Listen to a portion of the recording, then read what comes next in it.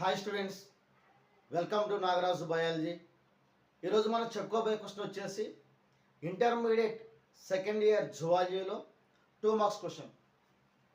Distinguish between a drone and worker in a honeybee colony.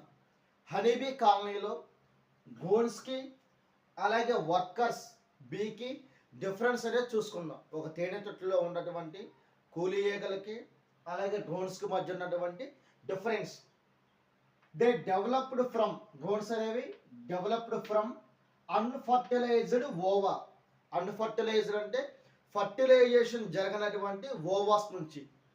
Female అంటే queen be లోపల ఓవాస్ ఉంటాయి. ఆ ఓవాస్ అనేవి స్పర్మ్తో ఫర్టిలైజేషన్ జరుగుతాయి. కానీ డ్రోన్స్ అనేవి ఎలా వస్తాయి? ఓన్లీ ఓవాస్ నుంచి మాత్రమే వస్తాయి.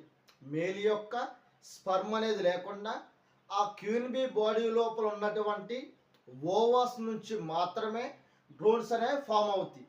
ఇలాగా కేవలం ఓవా నుంచి మాత్రమే డ్రోన్స్ ఫామ్ అవ్వడాన్ని అర్హెనోటాకీ అంటారు, లేదంటే మేల్ పార్థనోజెనిసిస్ అంటారు.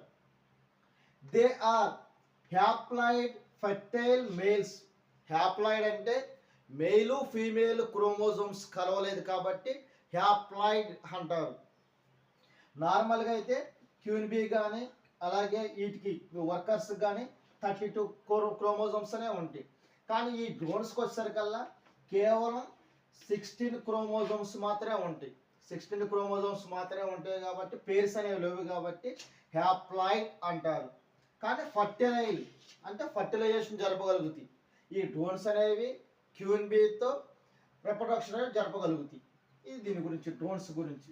అలాగే workers, they developed from fertilized eggs. Workers అనేవి ఫర్టిలైజేషన్ జరిగినటువంటి ఎగ్స్ నుంచి ఫామ్ అవుతాయి. ఎలాగా? క్వీన్ బీ లోపల ఉన్నటువంటి ఓవాస్ అనేవి మేల్ డ్రోన్స్ యొక్క స్పెర్మ్తో కలవటం వల్ల వర్కర్స్ అనేవి ఫామ్ అవుతాయి. ఇలా ఫామ్ అవుతాయి కాబట్టి ఇక్కడ ఫర్టిలైజేషన్ జరిగింది కాబట్టి they developed from fertilized eggs. They are diploid sterile females. Diploid, ఇది హ్యాప్లాయిడ్ అని ఎందుకన్నామంటే మేల్ క్రోమోజోమ్స్ లేవు కాబట్టి.